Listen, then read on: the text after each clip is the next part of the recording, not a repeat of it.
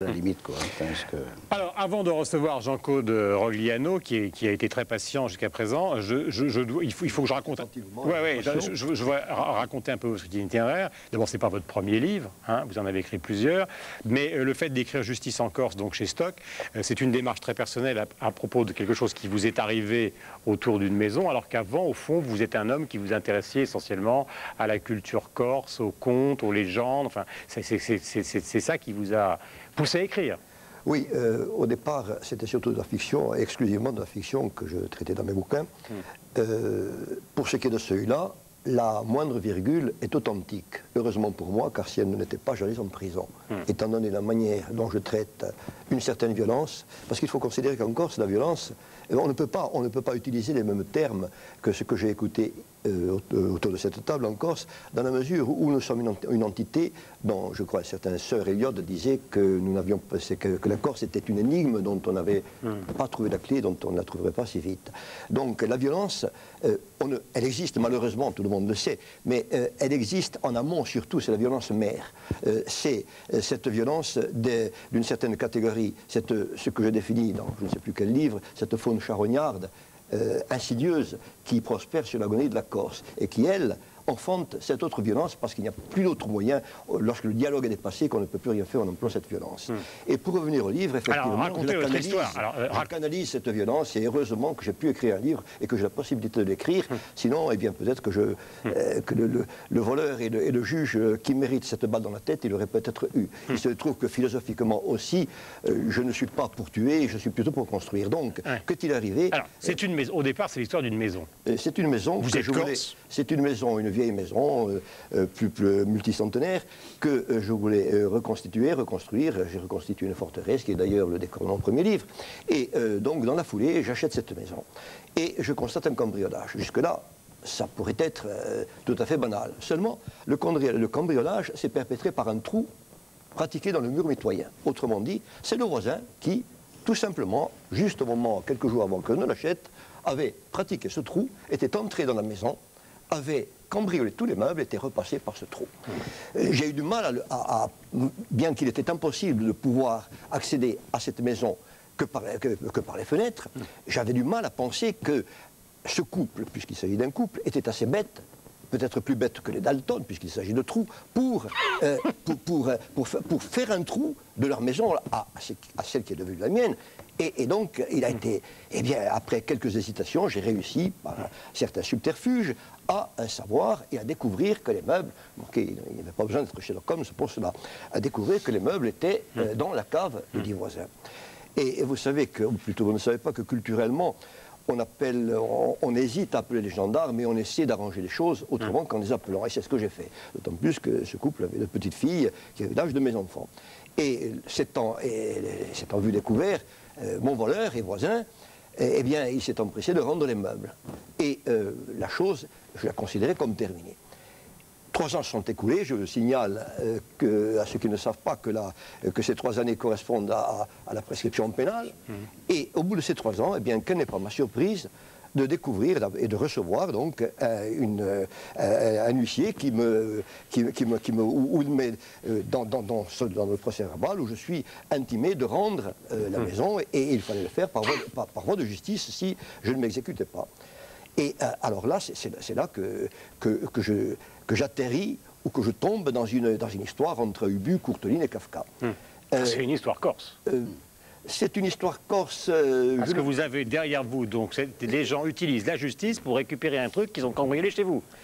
Oui, sans doute. Une histoire corse, mais pas à la Christian Méry quand même. C'est une histoire où l'on montre justement que les éléments qui composent le peuple corse, les bons et les mauvais, sont tout à fait originaux. Étant donné les témoins, étant donné l'expert du tribunal qui était donc commandé par le tribunal, son propre expert qui s'était retourné contre le voleur, s'apercevant qu'on voulait le rendre complice d'une spoliation immobilière, étant donné ces contradictions, ces aberrations, il était normal que la justice, ce qui s'est produit d'ailleurs dans un premier cas, me donne raison. Mais la question que je voudrais vous poser à partir de ce cas, de cette maison que vous nous avez formidablement bien raconté, c'est est-ce que vous nous dites ce soir, tranquillement, et il faut sortir des a priori aussi contre la Corse, parce que expliquer expliquer que les Corses sont tous comme ça ou autrement.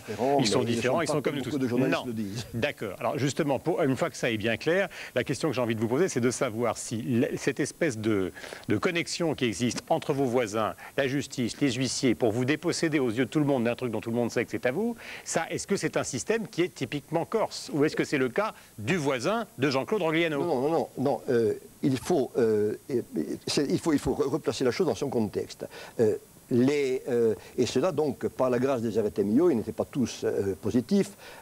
On n'est pas obligé d'enregistrer des successions. Et de cela, et cela ne se produit qu'en Corse, il s'ensuit une succession, une foultitude d'erreurs dans le cadastre. Bon, c'est déjà la première originalité. La seconde originalité, c'est le clanisme. Le clanisme qui fait que il larve, il gangrène toutes les institutions insulaires, ou presque toutes, y compris l'institution des institutions qui est la justice. Contrairement à ce que peuvent penser dans leur discours le procureur général et son confrère dans le discours d'ouverture de l'année judiciaire. Ces juges, ils ont, comme partout, les pleins pouvoirs, ils sont omnipotents, et si ailleurs, parce que le clan n'existe pas, une justice, même boiteuse, arrive à donner raison au tel ou au tel, et pas forcément de la façon dont cela s'est produit. Là-bas, en Corse, eh bien, un juge, par la grâce du clan, il peut favoriser, par népotisme ou pour d'autres raisons, un cambrioleur. Je voudrais quand même vous présenter un document. Tout le monde se souvient justement que l'un des fils de Pierry est passé en justice dernièrement. Le contexte, vous le connaissez. Pierry donc est un des personnages dont on parle beaucoup. Je parle du père concernant ce qui se passe en Corse. Son fils assiste à une soirée, une fête au village, 250 personnes. Un homme est abattu, il est soupçonné, il arrive devant les tribunaux. Devant les tribunaux, il dit mais qu'est-ce que je fais là, etc. Le procureur réclame contre lui et son complice 15 ans de prison. Ils sont acquittés et le parquet en France, c'est-à-dire en France, la Corse et la France, mais enfin, on a considéré qu'il fallait refaire le procès tellement c'était absolument invraisemblable, car personne n'a voulu témoigner, tout le monde s'est tu, mais je voudrais que vous redécouvriez exactement ce qui s'est passé avant de vous demander, pardonnez-moi Jean-Claude, un jugement pour terminer assez bref sur ce sujet. Regardez. Les parents de Christophe Garelli avaient préféré quitter le tribunal avant le verdict. Quelques heures plus tard, les jurés de la cour d'assises acquittaient les 2 meurtriers présumés de leur fils, tués de 14 balles dans le dos sous les yeux d'une foule de témoins, devenus depuis muets ou amnésiques. Car les suspects font peur. Sbragia et Pierry sont 2 jeunes, déjà incarcérés pour détention d'armes. Ils font surtout partie d'une famille redoutée, celle de Charles Pierry, cet homme à lunettes, chef nationaliste, adepte de la violence. Si tous ces ministres qu'on a eu de l'intérieur, tous ceux qui dirigent ces affaires-là, prennent conscience de ce problème, enfin pas spécialement du mien, mais de tout ce qui se passe, de tous ces gens qui sont abattus, sachant par qui, et qu'il n'y a aucune suite, je crois qu'il va y avoir une révolte. Voilà, donc est-ce que je peux vous demander brièvement justement sur cette affaire le sentiment que vous avez, c'est-à-dire cette loi du silence, quoi. Est-ce que c'est une invention folklorique ou est-ce que c'est une réalité? On ne peut pas parler de cette affaire uniquement. C'est un malheur qui est arrivé, il y en a d'autres, et peut-être malheureusement il y en aura-t-il encore d'autres. Mais ce n'est pas sur cette affaire qu'il faut focaliser, mais sur ce qu'il y a en amont. Si la justice était juste, si les juges, si l'omerta, si la loi du silence n'existait pas chez eux, s'ils rendaient des jugements équitables, eh bien il n'y aurait pas ce genre d'affaires. Alors, sur la conversation qu'on avait depuis le début avec vous tous, vous imaginez bien que les politiques ces derniers temps se sont intéressés à ce qui se passe en France concernant l'éventuelle présence de la mafia.